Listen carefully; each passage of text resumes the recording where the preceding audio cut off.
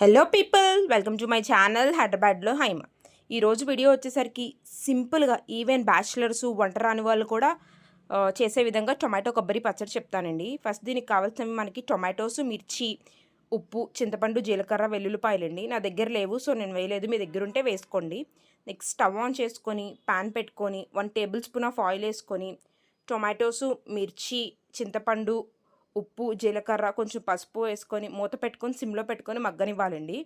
సిమ్లో పెట్టుకొని మగ్గనివ్వడం వల్ల టొమాటోస్లో వాటర్ అంతా బయటకు వచ్చి టొమాటో బాగా ఉడుకుద్దండి. నెక్స్ట్ టొమాటోలో ఉన్న వాటర్ అంతా ఎవాపరేట్ అయిపోయిన తర్వాత స్టవ్ ఆఫ్ చేసుకొని చల్లారిన దాన్ని ఈ కొబ్బరి తురుముతో మిక్సీ పట్టుకోవాలండి. మిక్సీ పట్టుకొని పక్కన పెట్టుకున్న తర్వాత ఇప్పుడు దీనికి పోపు రెడీ చేసుకోవాలి. స్టవ్ ఆన్ చేసుకొని ప్యాన్ పెట్టుకొని ఆవాలు, జీలకర్ర, సాయమినపప్పు, పచ్చిశనగపప్పు, కరివేపాకు, కొంచెం ఎండుమిర్చి వేసుకొని పప్పు వేసుకోవాలండి. ట్రస్ట్ మీ, ఈ రెసిపీ చాలా బాగుంటుంది, ఒకసారి ట్రై చేయండి. Please subscribe.